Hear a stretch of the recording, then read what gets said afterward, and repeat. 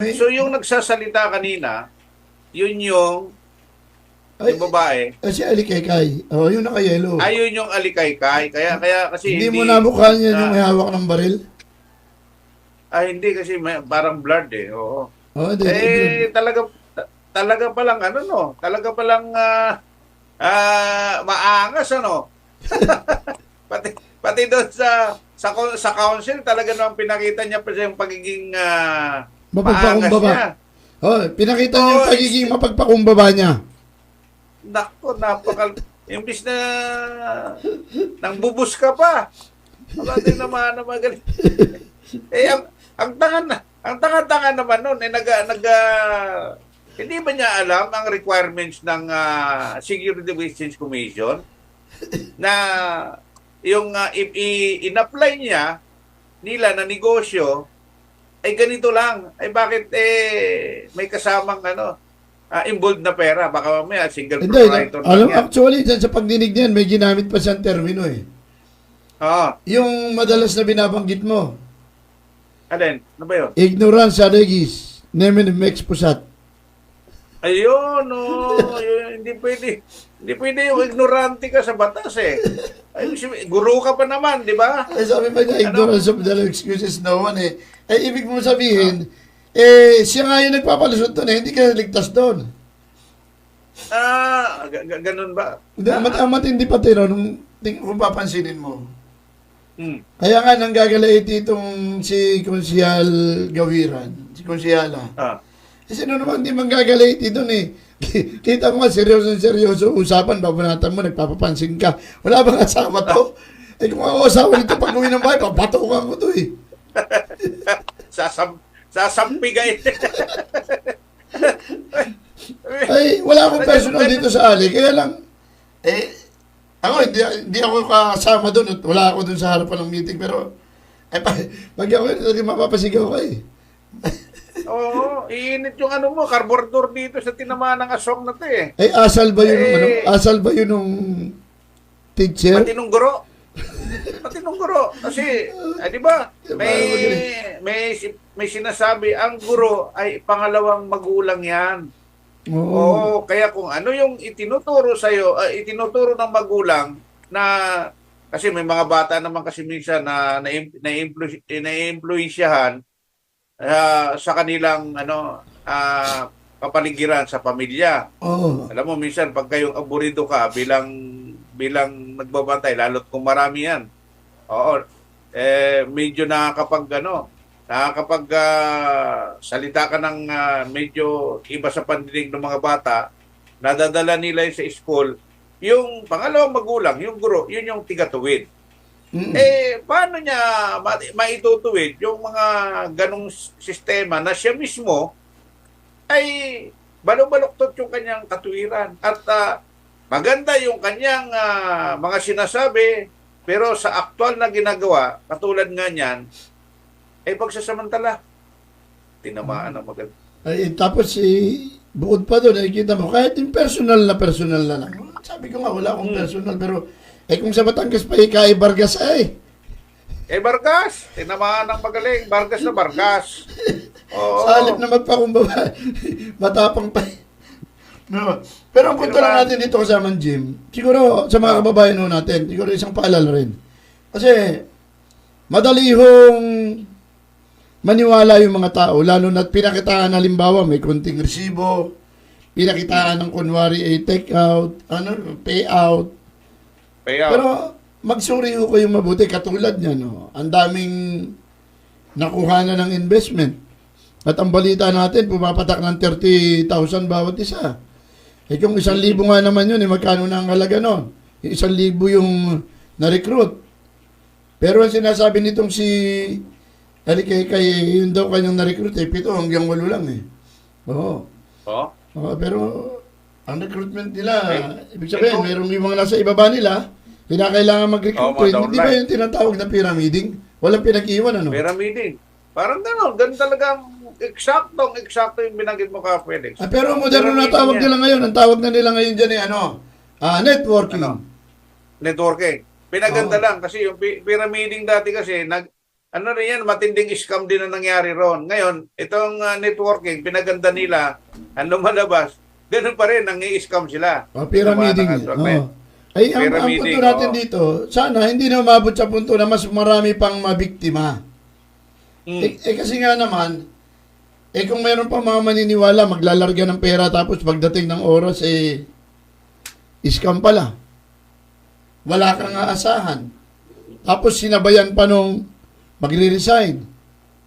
Mag-early retirement, tatakas pa sa Early retirement. obligasyon. Oo. Takas. May sayang kasi nung Dapat- isang dapat- araw, tinalakay natin dito. Kasi nga, una, nakakatawag ng atensyon.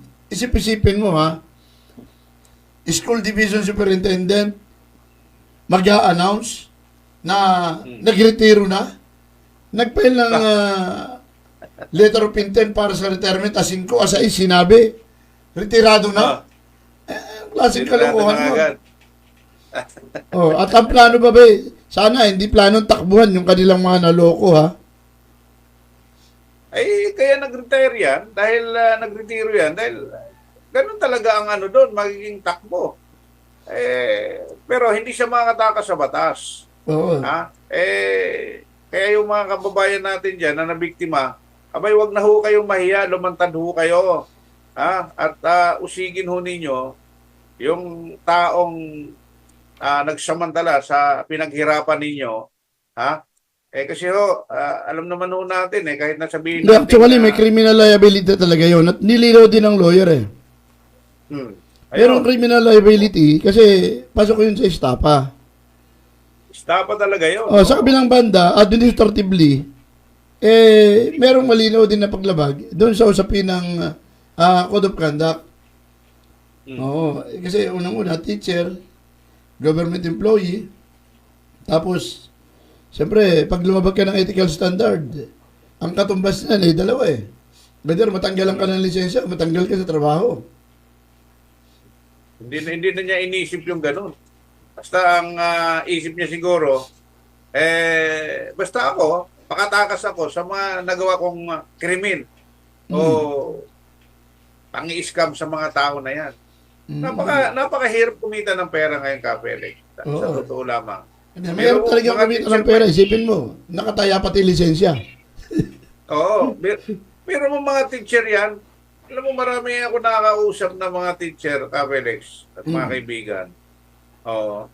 Sabi nila, mayroong mga ibang teacher na medyo matipid o konti lang yung pinagkakagastusan, nakakaipon at tawag dito, nagkakaroon ng mga property tulad ng bahay dito lang sa amin ilang mga teacher na kapitbahay ko rito na kahit na paano nakabili ng mga property dito sa lugar namin, pero mayroong ibang mga teacher akong nakilala na talagang ang hirap daw talaga ng buhay. Halos yung sinisweldo nila sa loob ng isang buwan na i-advance na nila sa pamamagitan ng loans. Oo, kaya Tapos, ang problema naman, pagdating sa bababayad ng loan, hindi naman nare-remit, Medyo tahimik na yung isong yun ngayon.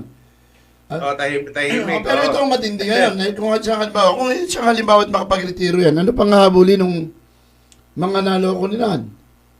Kailangan kung hindi ka sapakat, yung matataas na official diyan sa DepEd diyan, dapat i-hold nila yung magiging niya, questionable para bagang katulad sa pulis, di ba? Ang pulis kapag ka nagretiro at may kaso, hindi ka agad na i-release sa kanila yung kanilang mga benepisyo. Ganon din naman sa kanila kasi isa naman yung ini-implement dyan I-hold. Oo. Kaya lang, dapat ganun din yung gawin. Ang problema lang kasi ganito. Itong isyong ito, pinarating niya natin sa tanggapan ni Secretary Sani Angara through his Public Information Officer. Ang problema, itong si Information Officer, si Boss Dennis, pakangkang din yata. Natutulog sa pansitan. Hindi kaya na virus na rin yan? Nagtatanong lamang po Kita mo, ang sama ng epekto ng pinagagawa nitong si Madam, Oh, Ang dami, pati tuloy yung diba? iba, nadadamay eh. Napagbibintangan Nadadamay. tuloy eh. O, siyempre, anong iisipin mo? Katulad niya, pinarating mo na nga, kaibigan mo yan. Naiparating mo na. Bakit wala pa ring aksyon? O hindi baling hindi aksyonan, Diba? kaibigan naman ang nagrereklamo eh. Ang nagparating Yun eh. lang. Pwede hindi aksyonan kasi Yun ang kaibigan. Yan ang problema eh. Pag kaibigan na ang nagreklamo okay lang. Oo. Bihira naman. Pero, Hindi kasi ako personal na kasi may eventong nakaraan sa Makati, hindi man ako nakapunta. At hindi ako nag-confirm sa RSVP. Kung nakapag-confirm sana ako, diretso kong sasabihin o direkta kong sasabihin kay sekretary. Pero asa pa rin ako kay Boss Dennis, baka sakali. Oo. Baka sakali. Sabi niya nakailang linggo na ba? dalawa na. Nakailang linggo man ang Dalawa pinarating na. mo? Simula na ipinarating natin yung impormasyon. Ni Haniho. Wala pa. 2 months na. At sana dalawang naman. linggo pa naman. Attention no. Diyan ho kay... 2 linggo. Diyan sa tauhan po ni Secretary Sani Angara. Abay, pakisilip naman. Yun hong kalalagayan no. Diyan sa bahagi ng City of Ilagan. Oo. Kasi baka nangyayari yan, hindi lang doon, o baka meron pang ibang mga school. Kasi katulad doon, positively na-identify kahit nung SEC na talagang may mga posting siya at nag-re-recruit talaga. So, lantaran ng violation. Pero, alam mo, dapat sa halip na tinanggap ang LOI, nitong mga opisyal ng DepEd dyan sa bahagi ng Isabela, dapat ang ginawa nila, hanggat mayroong investigasyon na ginagawa, yung sangguniang panglungsod, o pwede naman nilang i-recommenda yan na ipasailalim sa preventive suspension. Yun, pwede. Kaso naunahan sila nag-leave. Tapos bumanat pa ng LOI para sa intensyon na mag-early retirement. Mas advance yata ang galaw nitong Talagang nitong si Madam. Natong teacher. Talagang mas advance yung galaw kasi sa ron sa mga opisyal ng DepEd. Talagang sanay siya o talagang napaghandaan niya, kumbaga sa may mga movement siya na talagang nauuna siya ron sa dapat gawin ng taga-DepEd. Sa bagay, may magagawa naman ng sangguniang panglusod doon eh. Hanggat nagsasagawa ng investigasyon at hindi pa sila nakakapag-establish kasi ang kanilang ginagawa na pag-iimbestiga ay laging in need of legislation. Mula dyan sa investigasyon na yan, total positively, umami naman at maging ang SEC, harapan, sinabi niya na talagang mayroong violation, pwede naman magpasa ng resolution yung sangguniang lungsod eh.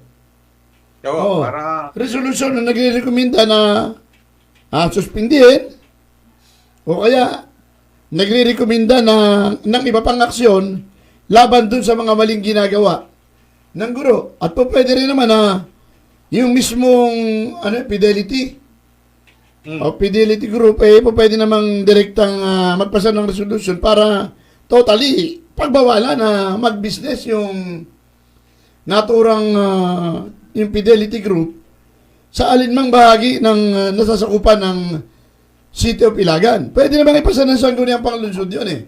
At least, yun man lang ay maging resulta ng ginagawa nilang investigasyon dito sa usaping ito. Instead na, kasi personalan ang nangyari. Binanatan si Consial, mabuti, mahinahon si Consial Bello. Hinamon pa ng debate. At sinabi na mayroon siya mga dokumentong inaharap. Tapos pagdating sa sanggunian, wala pala namang hawak na dokumento. Ang hawak-hawak yung sila raw accredited international. Pero wala naman palang permiso sa Security and Exchange Commission o registro para mangalap ng investment. Dito pa nga lang sa Pilipinas hindi na sila kinikilala sa kanilang pamaraang pagnegosyo Sa pandaigdigan pa. Talaga. Kaya nga, ang punto natin dito ngayon, total, nag-iimbestiga yung sanggunian, bilang resulta ng investigasyon, kasi ang investigasyon, in the legislation, pwede sila magpasa ng isang resolusyon na nagdideklarang persona non grata naman. Hindi, na humihiling sa tanggapan ng DepEd na ipasailalim sa sanksyon. Kasi under ng DepEd pero recommendatory yung sangguniang panglungsod. Sa kabilang banda, isama sa resolution yung totally na ipagbawal saan mang sulok ng City of Ilagan ang alinmang klase o uri ng operasyon o transaksyon ng Fidelity Group. So at least Yung- may narating ang investigasyon. May narating, saka para na rin, pagka halimbawa, sabay magkaroon ng kampanya para sa dissemination campaign, para na sa ganun, malaman ng mga kababayan nila doon sa Ilagan, na talagang mismo ang pamahalaan na ang nag-aatas na huwag tangkilikin dahil ang ginagawa niyan ay hindi para sa kabutihan ng mga sabihin kung sino yung mag-invest, puro kalokohan lang yan. Kasi mismo ang bangko, Kapenex at mga kaibigan, nagsasabi, kapag ang mga grupo na yan nag-alok sa inyo ng napakalaking halaga ng payout, mag-isip na kayo. Walang ganong negosyo na palugi ang kanilang pupuntahan. Maliban na nga lamang, siyempre, patitikimin ka muna. Siyempre, pag nagrekluta ka, panibagong dagdag sa kanila yon. Wala talagang pinag-iba yan doon sa pyramid system na nangyari, na naging naging matinding scam ang nangyari sa ating mga kababayan noon. Ngayon, networking ang estilo, yun pa rin, scam pa rin. Hindi ko pala na alam kung meron uling panibagong pagdinig at kung ano yung plano ng sangguniang panglusod. Siguro mas maganda rin malaman natin o ma-update. At habang nagsasagawa ng review yung Department of Education Regional Office dyan sa bahagi ng Cagayan, dapat meron ding aksyon na hiwalay na ginagawa ang sanggunian.